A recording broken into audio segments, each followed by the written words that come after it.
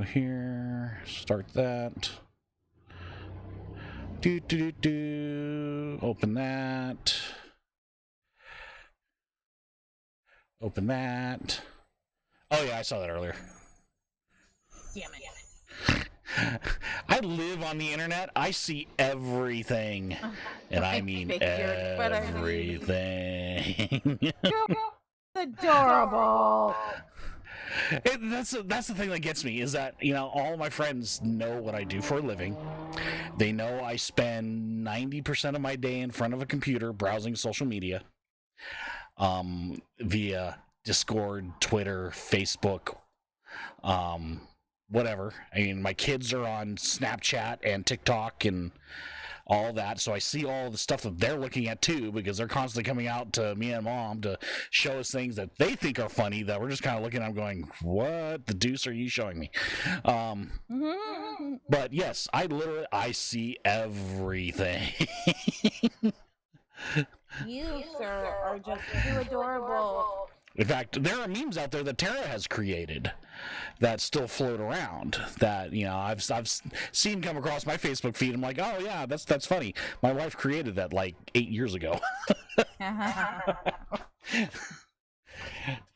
favorite one is there's a Ghostbusters meme that she made, and it's this poodle standing in a fridge, and it's the "there is no Dana, only Zool" meme, but.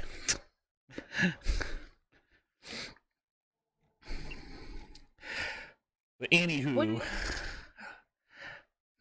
what? What do we want to talk about today? Never blame someone else through this your own ass fault. I get it. Why'd you put Baby Yoda on it though? Fuck. Oh, because it's Star Wars days. Well, that was yesterday, but yeah. Today is Revenge of the 5th. How do you not know that? No, I do. There's May the 4th, Return of the 5th, and Revenge of the 6th. Or is it Revenge of the 5th and Return of the 6th? I don't know, my wife knows. Revenge of the 5th and Return of the 6th. But, I mean, I call the 6th Brett's birthday, so. Oh, well. It's Cinco de Mayo. We really shouldn't be trying to I know, overshadow Cinco de Mayo, and that's the thing that's always irritated me by people co-opting the 5th. I was like, well, the 5th already was something, and it's something that we really shouldn't co-opt. I mean, but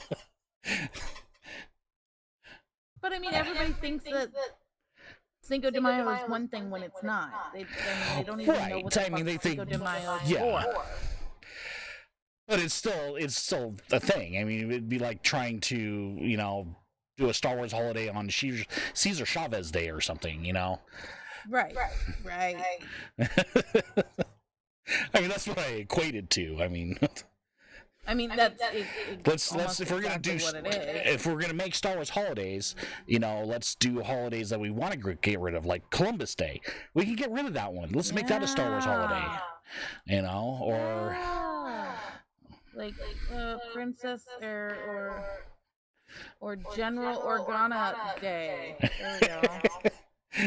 It's Carrie Fisher Day. It's just Carrie. It's Space Mom Day. Space Mom's Day. Space Mom Day. I like it. I love it. I have. Do you follow Lewis Black? No, I don't. Okay. Well, he did one for May the 4th. Okay. I'm gonna just pop it in here because, like, why the fuck not? I don't follow a whole lot of. I follow a few comedians. I don't follow a whole lot of comedians. I like Lewis Black. His witty, biting humor reminds me of when I was, you know, all gothed out and shit. He needs a Xanax. He does. He does.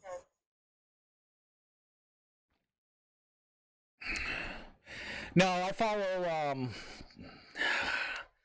follow Chris Hardwick. I follow Camille Nanjiani.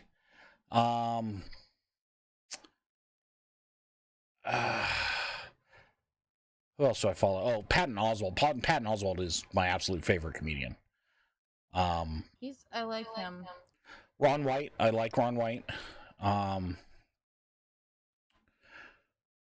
Who else? The Machine, obviously. Oh yeah, Bert Kreischer. Yeah, Bert Kreischer. Did you hear his thing about his about Twyla's first period? No. Oh god, that was awesome. Oh my gosh, you should look up daughter's period party, Bert Kreischer. Okay. Oh my god. Oh, it's so fucking funny. If you thought the Machine was a funny bit, you need to look up the period party one. Got it. Okay. Who else? Oh my gosh, I can't believe I'm drawing a blank on his name. He had a TV show, which isn't saying much. I mean, what comedian hasn't had a TV show? But I thought I was friends with you, Kim. Oh well, fuck it. That's okay.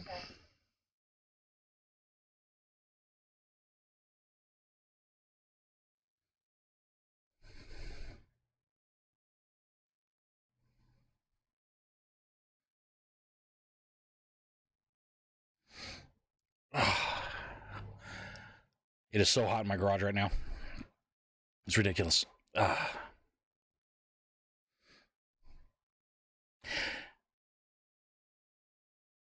Like maybe I should lend you mine.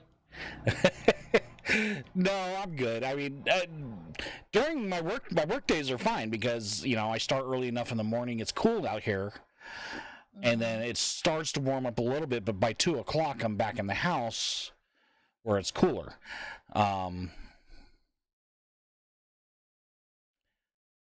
It's just right now when the heat has been beating on the garage door for a few hours. It's a little warm. Yeah.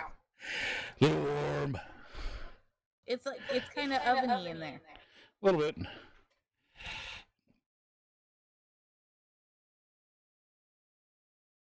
Oh, so I decided because we were talking about this at work yesterday about DNA tests. DNA tests. Yes. Maybe I don't know. Did you guys do yours? Tara did. I haven't yet. I don't. I'm kind of ambivalent about it. I have a binder this thick of genealogy stuff that my grandfather did. So I know the Dutch side of my family very, very, very, very well. The Scottish side of my family, I know my grandmother came over here from Scotland. And that's pretty much all I care about. We're Stuarts, we're from Scotland, and we'll take the throne back someday. It was given to you by Elizabeth I, and you're gonna hold on to it forever. The Virgin said so. The only knee that I'll bow is if the Bruce rises again. So,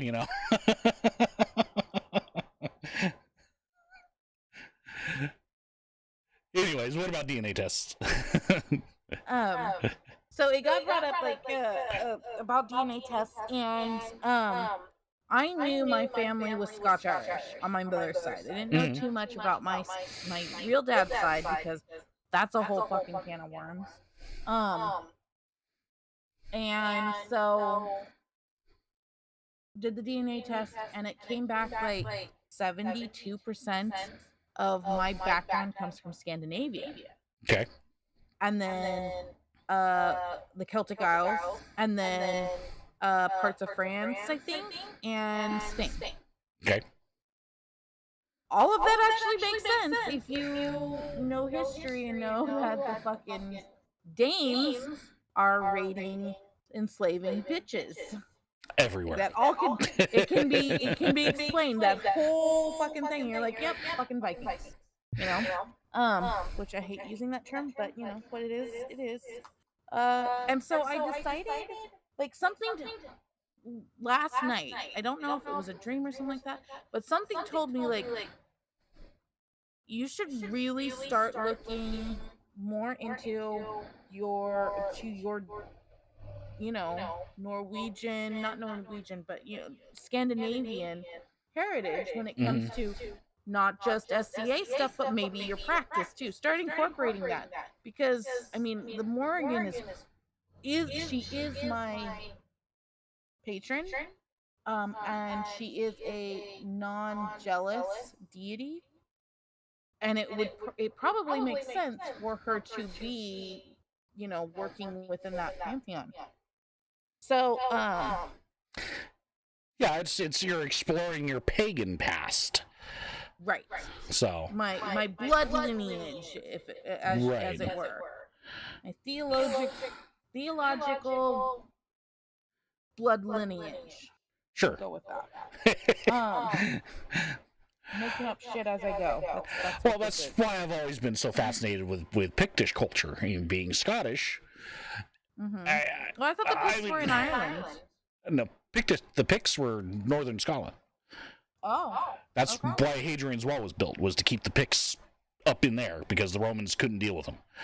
And so, but I can't trace my family that far back. I would like to think that my family line goes that far back and that I could say, yeah, I have Pictish ancestors.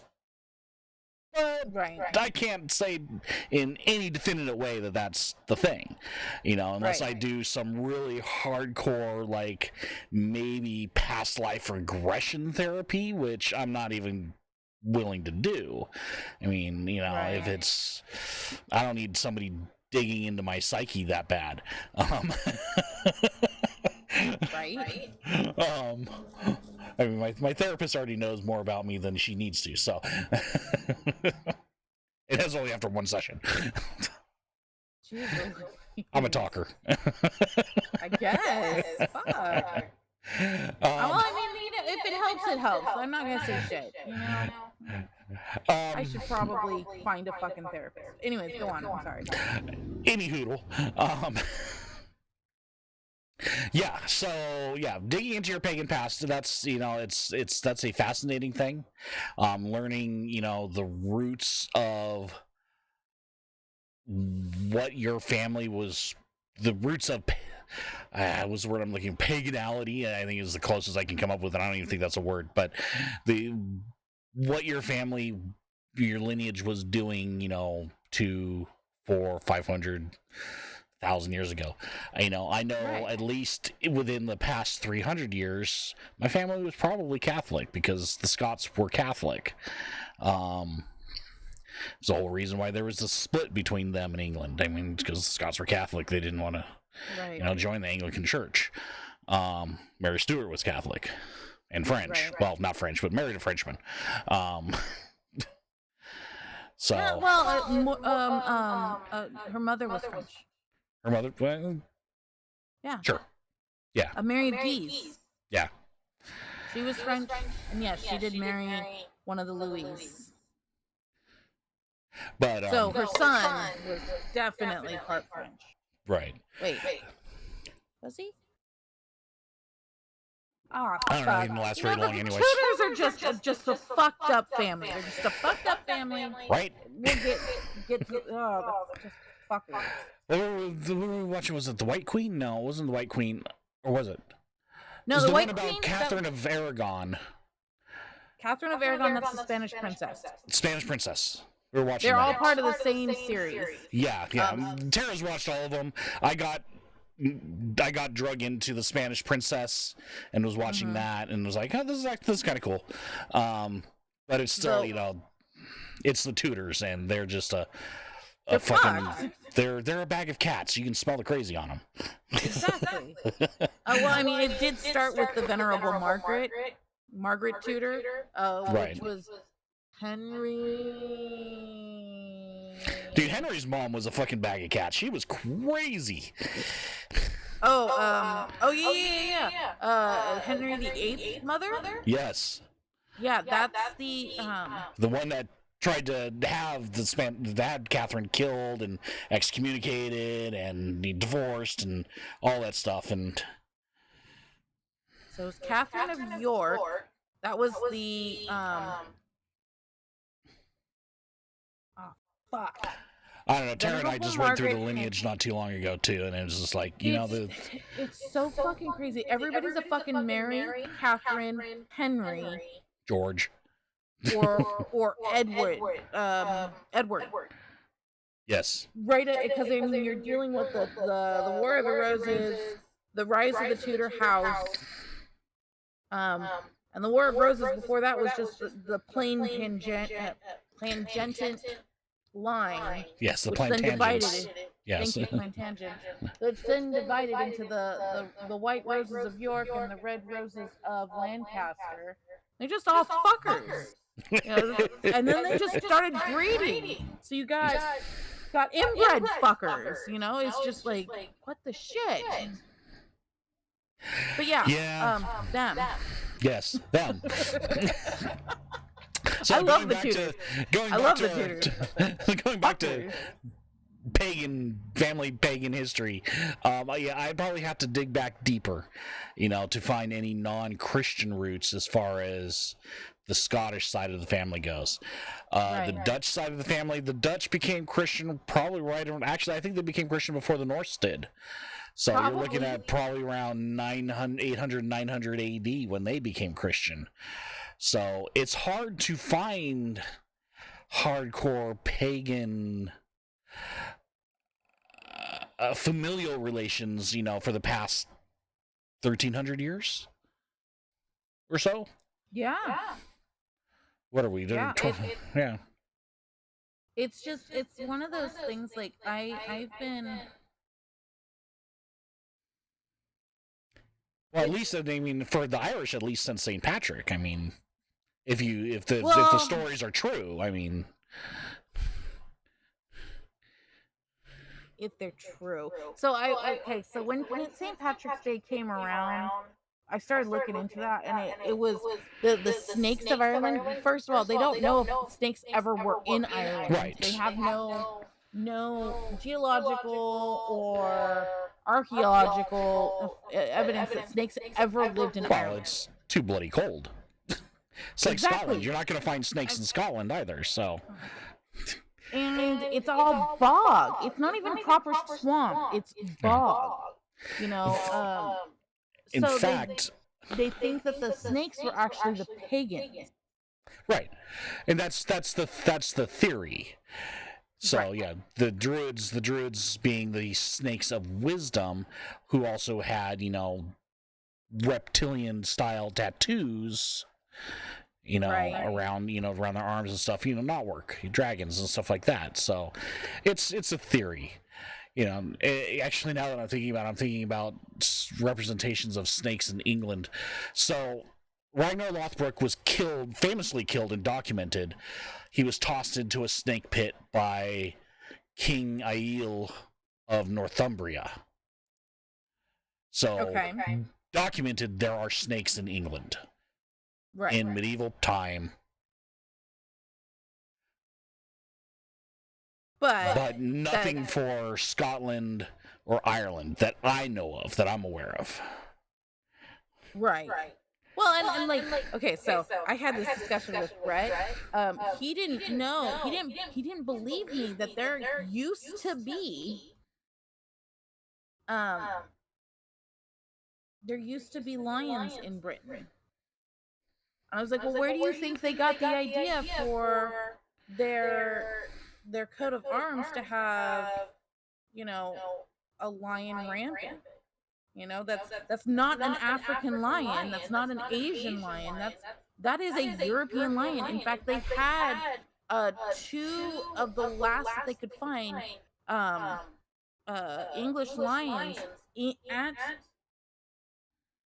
the Tower Menagerie. I think it was right, but those lions weren't native to England. They were brought here. No. They claim they were English lions, not African. Let me look it up real quick. English at the Tower of London. The Tower of London Menagerie. Okay, they do have some like memorials to them, you could say.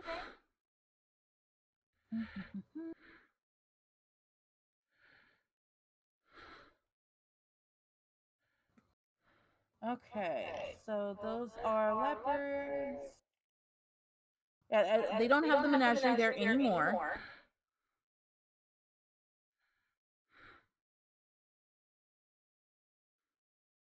Two pumas. Okay, so in 1622, 3 eagles had 2 pumas, a tiger, a jackal, as well as more lions and leopards, which were the main attractions.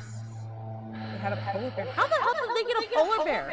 In 1252, Henry III was given a white bear, presumably a polar bear, by the King of Norway. Like, Yeah. who just was like, oh, I'm going to give him a polar bear for Christmas? All right, so history of lions in Europe.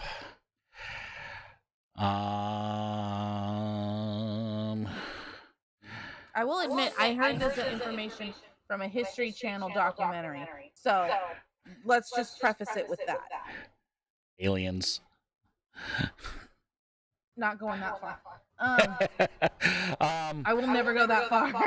So, while there have been lions in continental Europe, they are transplants from Africa.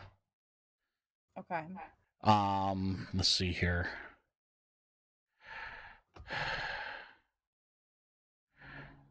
Because lions are also prevalent throughout Greek art. Lions are everywhere. But the question is that, did they come up here from Africa, or were they brought up here from Africa? Right. We're talking about the continent, people. There's no such thing as Africa as a country, by the way. Okay. Just saying. British Lions is a rugby team.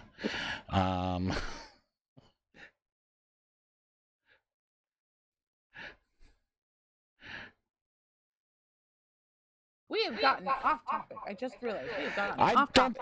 I don't think we really had a topic. We didn't. So cave lions died out in the UK around 12 to 14,000 years ago. Okay. So cave lions being probably more akin to our mountain lion, or like maybe a descendant of a saber-toothed cat. Right. Dire cat, I don't know. Well, so my point was, like, one of the things that, because I am interested in getting back into the SCA, like, when I came up with my persona, I was like 17, 18, and it no longer fits who I am today. Like, okay. I had the ship. We were all girls. I was like, you know what? I'm gonna have a Greek persona, a Greek pirating persona, because that made sense history-wise. And I went with a Latin name because I couldn't find anything I liked in Greek. So I didn't necessarily it wasn't settled on like a ancient Greek persona. It was more like ethnically Greek. But in the time that, women could probably travel. I have no idea how I came up with it. But I settled on Amabel, Lucia, Urbana, lovable light of the cities. I loved how it sounded together, and now I don't even introduce myself like that to SCA people. Like, when Beltane happened, I went by CL because I was like, yeah, I'm not married to ALU anymore, So now I'm thinking about cultural appropriation, because I know that's a big topic in the SCA these days, and I mean, that's something we talk about a lot on our show. I don't want to even get near that. Well, let me say something about it though, because this is something that is near and dear to me as far as cultural appropriation in the SCA. Most cultural representation in the SCA is considered cultural appreciation, because we're not mocking it, we're not making it a parody, and we're not trying to make money off of it. Okay. It gets into a gray area when you're trying to represent existing cultures. For example, First Nations and a lot of the Middle Eastern tribes, because those are still existing cultures. Right. But the general consensus, and this is also from the DEI office, is that as long as you're being respectful, you can explain it in a respectful manner, and you're not making fun of it, and you're not trying to profit off of it, you're generally fine. Okay.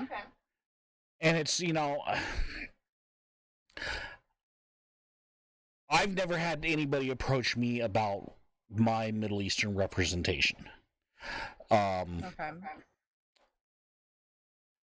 And as far as I know, nobody's approached anybody in the caravansary on their Middle Eastern representation. The people that I have seen represent First Nations have actually been First Nation members.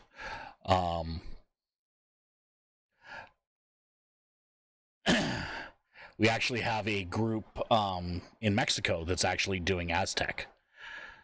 Oh wow. Okay. Yeah. They're doing like the lion helms and everything. I mean, the not the lion, but the panthers, leopards. Okay. The leopard helmets and everything. And it was really super cool. That's awesome. But yeah, I mean, like you said, as long as you keep those things in mind, you're generally fine. If you're still thinking about Greek, the Mediterranean is a melting pot of a gazillion different cultures. Right. All throughout North Africa, through the Fertile Crescent, and Greece and Italy, and the Baltics, and all the way over into Spain. I mean, it's just a melting pot of a gazillion different cultures. Right. Everybody just happens to look tan because, well, that's your skin evolves to, that.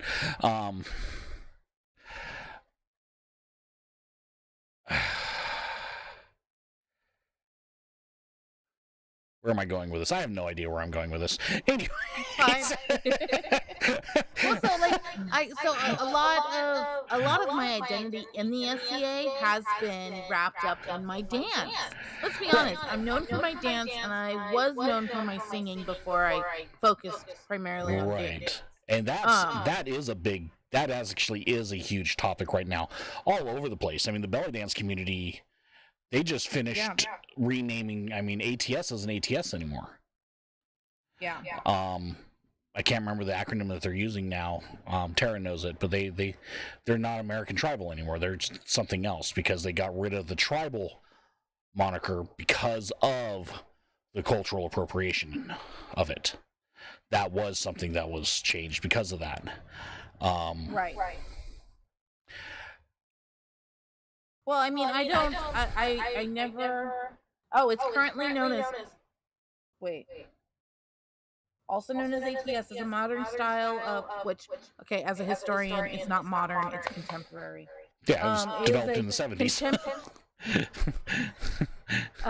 And the age of modernity, guys, ended in the 50s. Yeah, just gonna say that. The modern age ended in the 50s. Egyptian cabaret is older than ATS.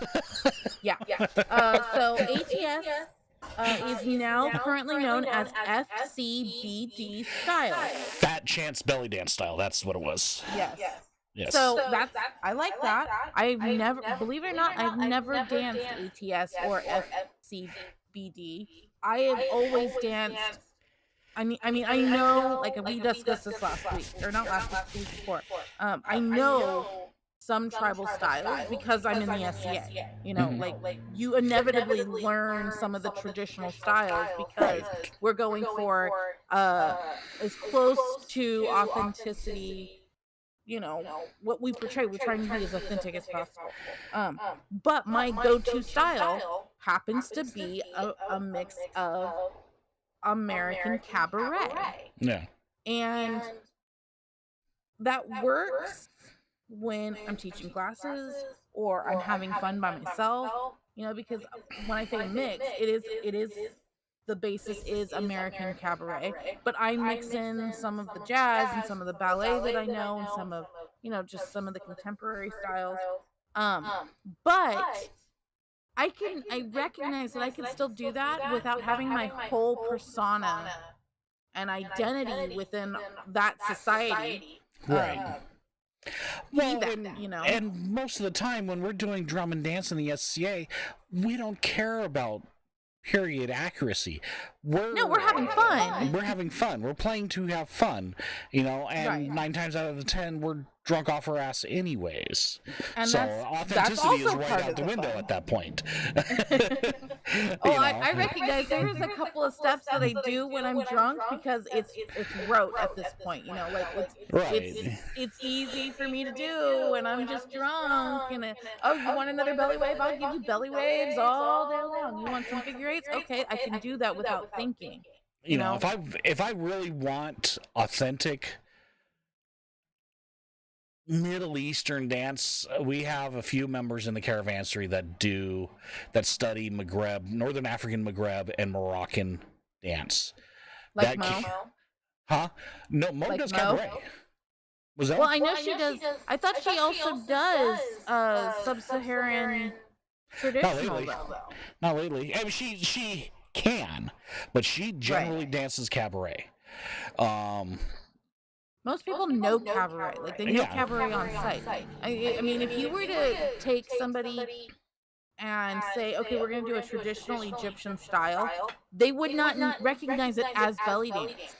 Like you'd have cane dances, and they're like, this isn't belly dance. Now, well, no, because you know Egyptian cabaret and American cabaret. You don't know traditional style. Now, I'm sure if I broke out the djembes and started throwing out some African beats, yeah, Moselle would probably throw down with some African style dance. But yeah, when we're just with our darbukas and doing Middle Eastern beats, it's gonna be a cabaret. Yeah, it's gonna be a cabaret or some ATS or even Maghreb. Maghreb is mostly, at least to my experience, is mostly like 6-8 beats. So, and it's a lot of hopping, and they use the big, huge clackers that I absolutely hate. But I honestly wanted to learn. Not that this is on topic either, but we don't really have. They were just all over the place. I really wanted to learn ancient Greek belly dance and Persian belly dance because there was. I can't remember where I read about it. So there's no belly dance in Persian.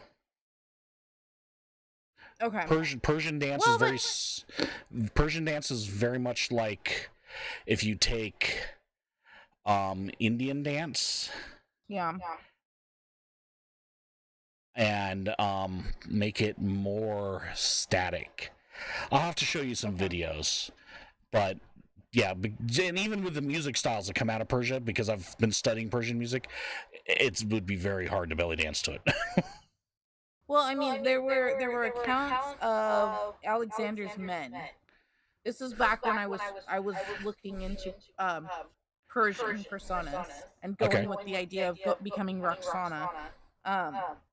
There were accounts of soldiers and of those who could write, of course, of Alexander's men talking about the style of dance that the camp followers and those in the harem would do. Now, I recognize that those who performed in the harem were probably not women. And most often than not, they weren't. They were male. And I was looking into trying to become more authentic because there was a comment made one time at one of the last events I went to where one of my longtime friends was a little bit in their cups, and I was having an anxiety attack because this had been the first time that I actually danced in public since I left that really, really bad relationship where I hadn't seen anybody for years. I wasn't allowed to go out and do the things that I had been doing. All forms of my artistic outlets had been taken from me very violently. So I was no longer going to SEA events. I was no longer teaching classes. I was no longer modeling, etc. And that had been my life for a long time. Right. So I was a little bit rusty and I was having an anxiety attack, and I sat down and we were at the Casbah, and there was it was time for the Pasha bid, I think. And I sat down and I was like, I just don't know if I can do this anymore. And my longtime friend looked at me and was like, honestly, you should probably stop and learn how to do it a little bit more traditionally. Like, you should go and look at that gentleman's lady. She has researched, she knows what she's doing. That is the most authentic person in this camp right now. And she is just a delight to watch. You should really ask her to start training you. And it did not help my anxiety attack. But it got me thinking, like, okay, so maybe I should start looking at a more traditional style. And maybe I could, like, just dive into that. I haven't. So It did hurt. It hurt a lot, considering how much I put into my craft, especially at that point when I was trying to rediscover my craft and my identity within the society. I would have It's really told that hard to person to hear. stuff it. They're a very dear friend. I would never tell them to do that. Right, now. Do what makes you happy. You know, if dancing cabaret to whatever we're drumming makes you happy, then do it. If dancing full on flailing arm hippie style is your jam, fucking do it. You know, if you are jamming to our beats, that makes me happy, and I don't care how you're doing it. Right. Because I'm there to provide you with an outlet for your happiness. Right. You know, and just drumming makes me happy. And as long as my drumming is making you happy, I'm even more happy. So I can dig that. You know, and that's how Rashid was. You know, that was Rashid's philosophy too. You know, and that's I got a lot of that from him. Did he get the ladies a little bit more? Yeah, he did. He was a ladies' man. I will not deny that. But, you know, he was a gentleman. I can dig it. You know, the women loved him. Well, and like I said, I'm trying to if I come back, which I really, really want to, I need to, I recognize, like, I was discussing this with His Highness, and Lash, actually, at Beltane. My ship is gone. You know, I can't cry over that anymore. Right. I wish with all my heart the best of luck and love to those ladies who really did, like, make my teen years and my 20s outstanding. Like, we had so much fun.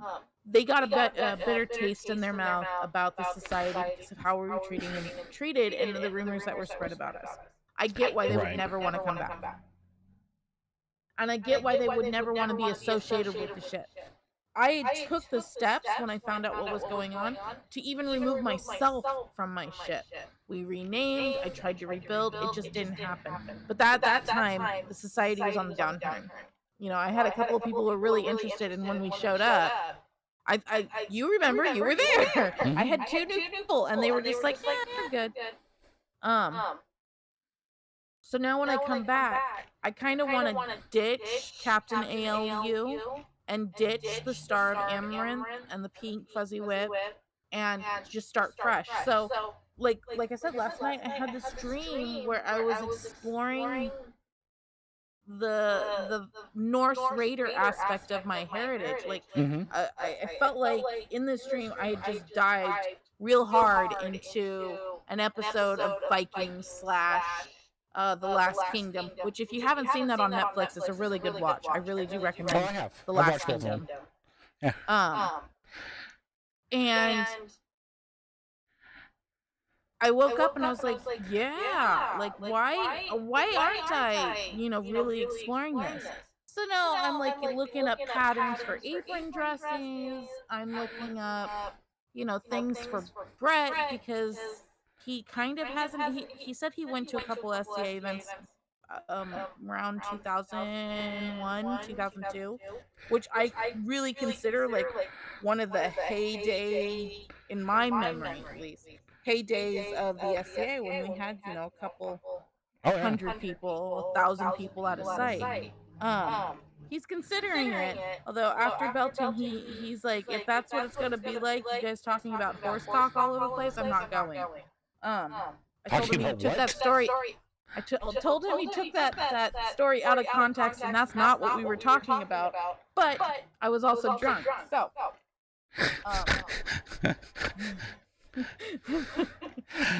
So if reinventing yourself for the SCA is the way to do it, then do it. I did it. Yeah.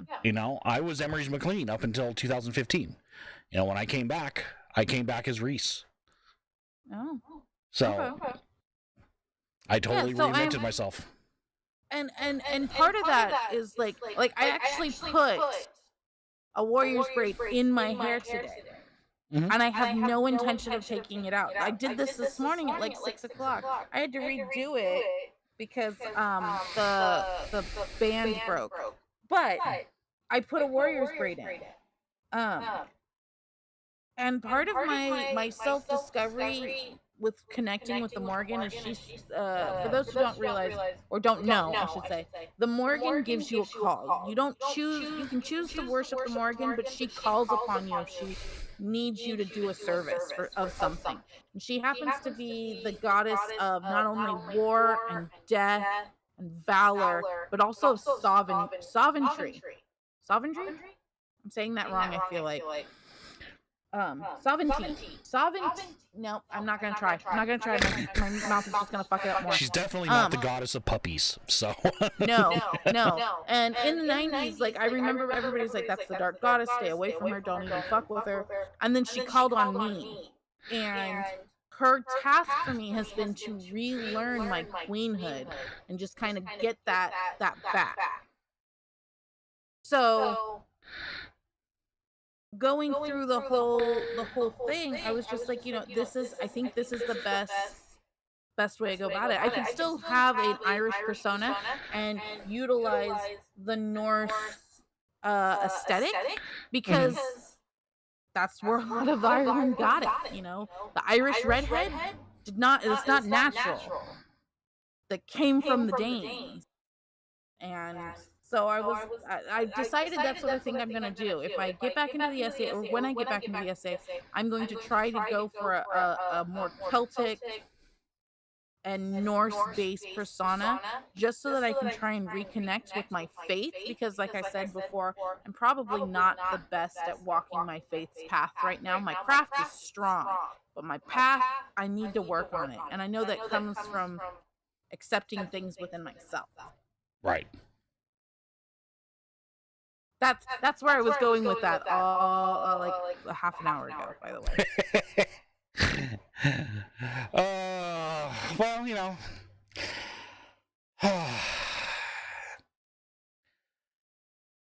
learning about your heritage is a fucked up thing, man. Like, it really messes with your self-identity, I feel like. Like, I've always prided myself on being Irish. And now that I know I'm more Scandinavian than I am Irish, it kind of fucked with me a little bit. I'm not gonna lie. So, yeah, I don't know. It's.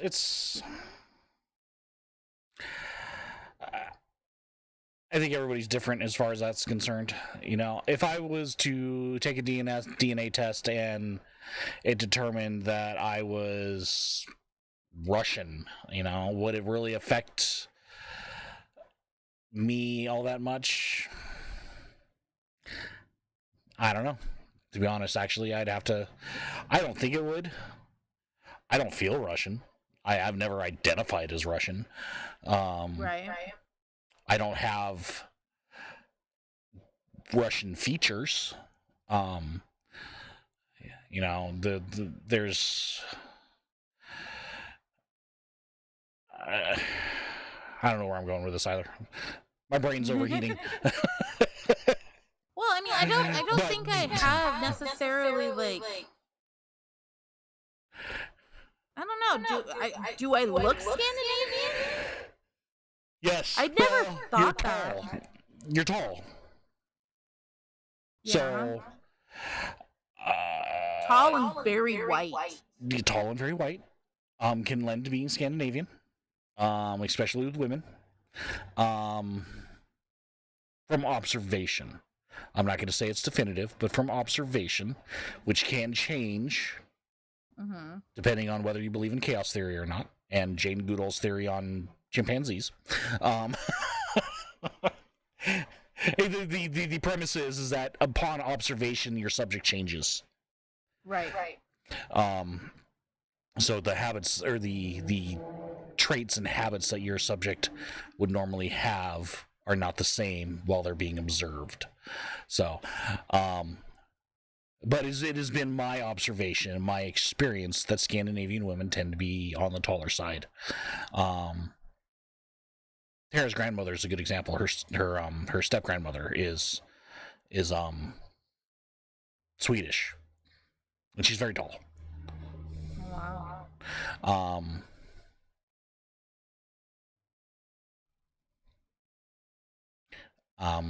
Yeah. So. I mean, if I think about it, I do love IKEA. Totally. Yeah, but who doesn't? I mean, for those who are looking at our video going, oh, no. I mean it as a joke. I do love IKEA, actually. But I mean, like that IKEA is like Disneyland for my wife. She loves IKEA. Like if we're going out on a date, it's going to IKEA. Tara, when you're down, I get my second shot on the 22nd, and then after my birthday, is my done with quarantine. Girl date on IKEA, please. I need somebody to go to IKEA with me. I need to buy so many things that are not furniture, and my husband won't go. They've expanded a lot into what they carry. There's a lot of really cool stuff. I mean, their electronics alone has actually been pretty cool. I need my lingonberry fix. Oh, yeah, I've got a jar of lingonberries in my fridge. I love their juice. When I go, I always go for lunch so I can have lingonberry juice. Yes. Which they stopped having on tap. No, they have a lingonberry soda. Or last time I went, they did. But it wasn't I had juice. I didn't get the soda. The very first time I went there, the first couple of times I went there, they had a juice. It was not carbonated. I did not like it carbonated. I just want the juice. Then I bought the concentrate, and it's not the same. Yeah, you can get the juice in line. I think they have it in boxes like apple juice. Yeah, but I don't want a little box. I want it on tap so I can have as much as I want and not have to go and get the fucking concentrate because it's not the same. Or I just don't know how to make it. One or the other. One or the other. I know Tara is out there probably watching. So, me, girl. Don't know if she's watching right now or not. Our one constant fan? We only have one concurrent viewer right now. It might be me. I don't know. No. 0 likes, 1 concurrent viewer. Oh, 2 concurrent viewers. Just jumped up to 2. That might be her. I don't know. Wow. She is done with work, so I don't know. Well, next week, I know we talked about this before. Next week, we are starting at 6 people so that you guys can join us, because I know 5:30 was a weird time to start. And to be honest, I didn't even know we had gone live until 20 minutes in. So, there's that. I'm serious. I didn't realize. I just started talking. Right at 5:30. I hit that button. So yeah, next week we'll be at 6. Because I start my new job on the 17th, but I've been in temporary position at that job, and they were like, we really need you to come in at 7:30. Or I'm sorry, 7:30 in the morning. So that means I race home to be here in time. So we're gonna push it back a little bit so that I can actually put makeup on because I didn't do it today.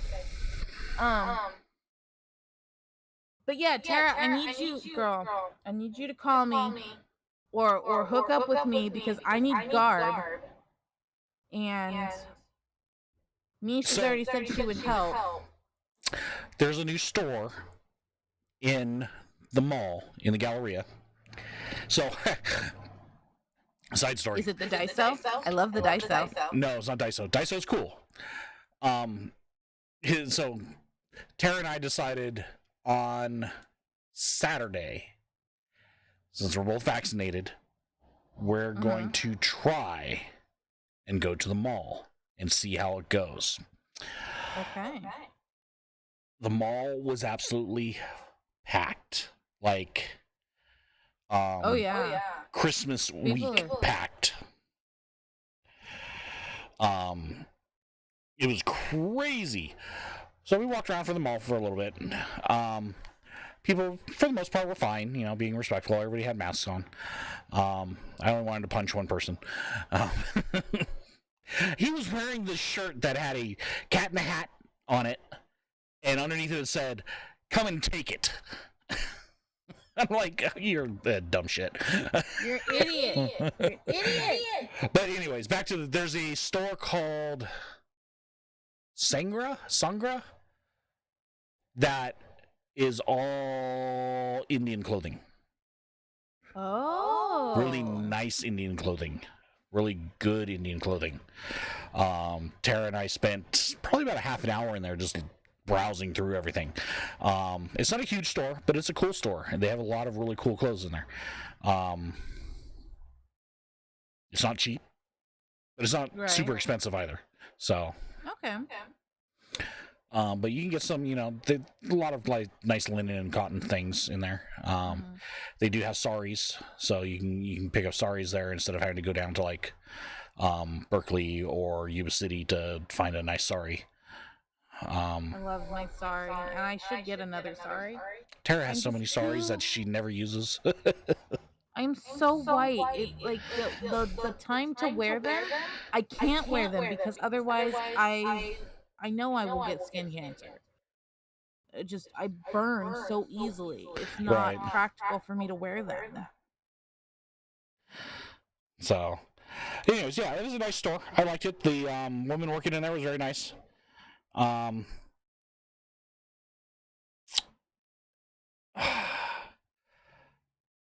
should go.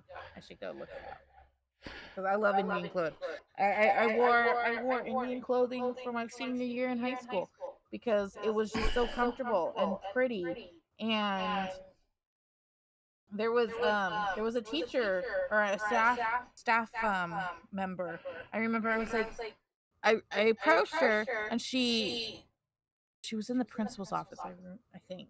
Anyways, I was wearing it and she just started clapping and I was like, what's going on? She's like, it is so nice to see a white woman wearing our clothing correctly and not making a mockery of it.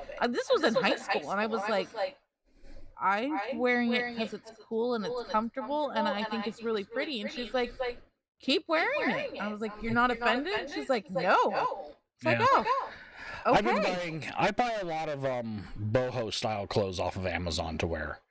You know, like the shirt that I'm wearing right now is a linen boho shirt. I'm wearing boho pants.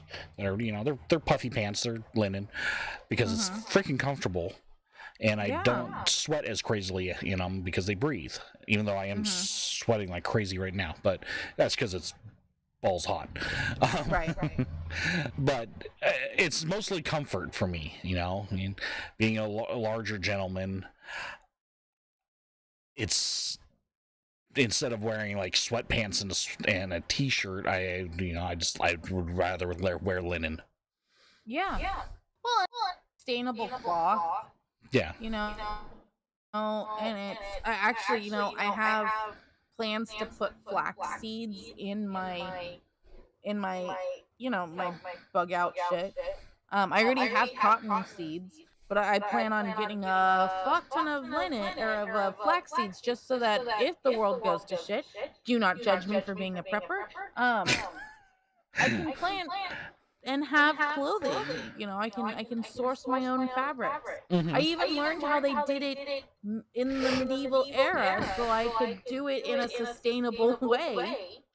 And it's actually a very fascinating process. If anybody wants to learn how they make linen, like actual linen, not like, oh, this is fabric, it's a linen. No, like how they made how they make linen in a medieval type sense. You can look it up on YouTube. It's like a 20-minute video. It is awesome. It's a 3-month process and it is phenomenal. I plan on doing it sometime in my life when I have land that does not need to be used for anything other than crops. It is a sustainable fabric, much like bamboo cotton and all that kind of shit. And it looks like grass. So stands to reason that you could also use other kinds of grasses to make fabrics. Sorry, tangent. Oh, This is a weird week. it I, is. I don't know if it's because it's a holiday today or what, but it's just felt like a weird week. Um, and I appreciate those who actually are watching. Um, you guys should leave some comments for us. Help us out. Okay, so our Facebook, I did set up a month's worth of events for our lives. And I left them open so that we could add in whatever topics. If you guys have a topic you'd like to discuss with us or like input on or whatever, please tell us because I can ramble. And Well, that's not always the best of topics. I would say at this point we are close enough to the end. Let's go ahead and wrap her up because I want to get into my AC and I have dinner on the way. Yep. Ditto. Well, Cliff, thank you for diving into that Oh yeah, no. whole mashugana of a topic with me today. I want to say that I do appreciate that you are producing the show for us. I know that it was just me today. But I do appreciate it. Hmm? I really do. Oh, you're very welcome. And I don't know if you realize this, but you're one of my best friends at this point. Okay. I don't know how that happened, but I only have a couple of friends, and you are on the short list of best of them. So there's Alrighty. that. Well, thank you. Well, everyone, we will see you next week at 6 o'clock when we do our next live. Leave us a comment. Let us know what we should talk about. We do pay attention to that kind of stuff. And see you next week. Yep. All right. And hold on. Almost there.